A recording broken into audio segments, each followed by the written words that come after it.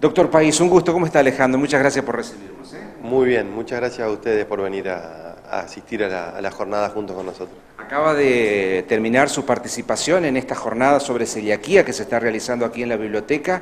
Un tema preocupante, ya no tanto para los nuevos casos, pero siempre recordamos a las primeras mamás que hace 10 años más o menos aquí en Ramírez no sabían qué hacer realmente, ¿no? ¿Qué puerta tocar primero? ¿A qué médico recurrir primero? Porque también es cierto que en ese momento los especialistas o los pediatras no pensaban la posibilidad de que ese chiquito podía tener celiaquía. Quizá en las grandes ciudades sí, pero en el interior, en pueblos chicos como estos, era todo un descubrimiento, doctor, ¿no? Sí, tal cual. Se ha avanzado mucho tanto en el diagnóstico como en el tratamiento, pero sobre todo en el tratamiento cada vez hay más opciones. Incluso dentro del programa, una de las aristas del programa es estimular a los productores locales para la elaboración de productos libres de gluten. Y como en esto trabajamos juntos con el ICAP, que es el Instituto de Control de Alimentos y Bromatología, que nos acompaña incluso la siguiente charla, la dan ellos, siempre está el estímulo al emprendedor local para que se elabore y que se elabore mejor, a menor precio, de buena calidad y certificado, lo cual quiere decir que las cosas se hacen bien. Y no es capricho. Esto, la forma de certificar es a través de una herramienta que se valida con nación y que entra dentro de la circulación nacional, incluso la validación en Entre Ríos, o sea que el productor local puede vender en el país, no solamente en el lugar. Lo cual hace más sencillo y más barato también el alimento para el celíaco. Pero sí es verdad de que, como cuántas enfermedades, ¿no es cierto?, que en el tiempo, en la medida que va habiendo cada vez más opciones para el seguimiento, es más sencillo. Lo bueno, o para destacar lo más importante del celíaco, es que no necesita ninguna medicación. Realmente el alimento libre de gluten es el remedio. Es el remedio, y no estamos hablando de un alimento muy distinto de la población general. Estamos hablando de frutas, verduras y carnes, igual que el resto. Harinas especiales, el problema sí está en la elaboración. ¿Cómo se elabora? ¿Con qué utensilios? ¿Bajo qué normas? ¿En qué lugar? El problema tiene más que ver con hacer las cosas como corresponden, no tanto con el alimento en sí. Siempre se postula de que es mucho más caro, dependiendo de qué estamos tomando. Si tomamos pan, sí, es más caro. Si tomamos carne, frutas y verduras, es lo mismo que el resto de la población. Por eso es que siempre insistimos en que la elaboración sea hecha en casa, abaratando costos, sabiendo que hay un montón de recetas y un montón de gente que de esto se viene ocupando hace mucho tiempo para darle herramientas para elaborar y elaborar bien, además, rico y que sea saludable para el celíaco. Ahora, Alejandro, si el medicamento para el enfermo celíaco es justamente el alimento libre de gluten, y las obras sociales o las prepagas podrían pensar en la posibilidad de cubrir este medicamento, que es el alimento libre de gluten, ¿no? Es así, incluso lo están haciendo. Desde la provincia, pero si no lo hacen, el celíaco tiene una ley provincial y nacional que lo ampara. El trabajo de hacer ha sido fantástico en este tiempo en la provincia. Hablar. Y hay formas de reclamos a las obras sociales. Mire, todos los medicamentos de las obras sociales, o hay muchos medicamentos que intentan no cubrir o cubrir en un porcentaje. Esto que era el medicamento para el celíaco también, siempre intentan de alguna manera buscar cubrir de la manera que creen mejor.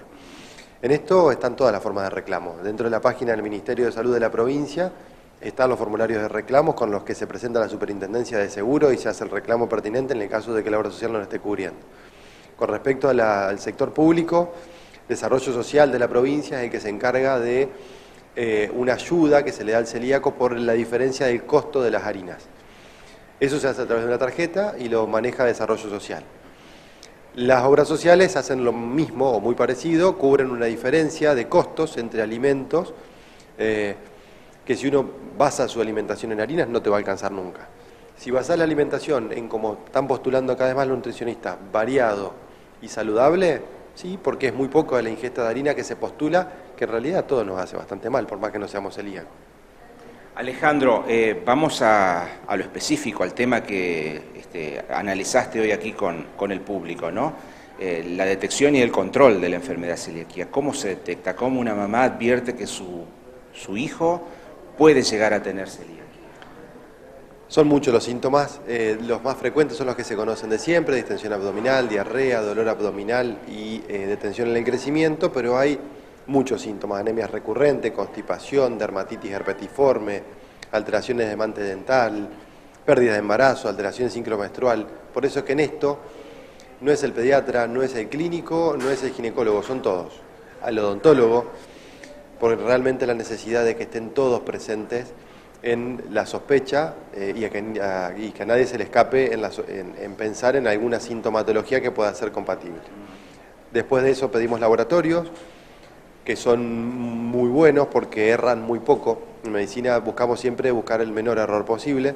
Estos laboratorios que tenemos dentro del sector público para hacer son los que están postulados en el mundo como los más sensibles y específicos. Y una vez que los anticuerpos son positivos y la clínica es compatible, se sigue con una endoscopía digestiva. Este sería el único paso que es necesario que el paciente se mude a Paraná para hacer la endoscopía nada más. Porque ustedes en Ramírez, salvo en el sector privado, en el sector público no hay endoscopios pediátricos ni endoscopista pediátrico, por ejemplo. Entonces ahí sí es necesario que el paciente asista con un gastroenterólogo infantil o de adultos, en el caso de ser necesario en Paraná, que están cerca. ¿Sos médico pediatra? Soy pediatra y gastroenterólogo infantil. Alejandro, ¿detectás o tus colegas detectan muchos casos de celiaquía hoy, en este momento, en la provincia de Entre Ríos? El dato más objetivo que te puedo dar en un año de recolección de datos, yo estoy trabajando hace un año en el programa, tenemos en la provincia detectados 60 casos en un año. Toda la provincia, o sea, 1.200.000 habitantes aproximadamente, 60, obviamente, del sector público. No tenemos en esos contemplados el privado. En algún momento intentaremos hacer, junto con el sector privado, también los números, pero por ahora teníamos que arrancar a tener números porque no los teníamos. Se conoce una prevalencia de un 1%, que eso quiere decir población total celíaca sobre población total general, pero no teníamos más que los reportes de bibliografía. A mí me sorprende muchísimo, y con esto terminamos, se lo decía el doctor Ragone días atrás, que gracias entre comillas, es una desgracia tener alguna enfermedad, ¿no? Pero gracias a la aparición de la celiaquía en un bebé o en un chico de 5 o 6 años, se advirtió que el papá y el abuelo también eran celíacos. ¿Cómo puede ser que hayan transcurrido toda su vida personas de 60 años y no hayan tenido síntomas o no hayan advertido que eran celíacos, Alejandro? ¿Cómo es eso? Hay dos posibilidades. Una es que no hayan sido celíacos anteriormente y que el diagnóstico se haga a los 60 años. Eso puede ser. ¿Y puede aparecer de grande la enfermedad, así como la diabetes? Cualquier momento de la vida, una vez que empezamos a comer. O sea, desde los 6 meses en adelante. Y se despierta en cualquier momento. Una posibilidad es que no haya sido y que lo sea ahora, que es la más frecuente, porque es difícil transcurrir toda la vida sin diagnóstico y hacer una vida sana. Realmente es difícil, porque aparecen complicaciones más de 60 años. Lo más común es que aparezca en cualquier momento de la vida. La otra situación es la por la que estamos acá, que no se demore el diagnóstico, por eso es la detección precoz, así se llama el programa. Programa de detección precoz y control de enfermedad celíaca. El postulado más importante es que detectemos precozmente. Como todo. Doctor, ha sido un gusto, ¿eh? Muchas gracias por la claridad. Por favor, a ustedes muchas gracias y esperemos que valga la pena. Sí, seguro.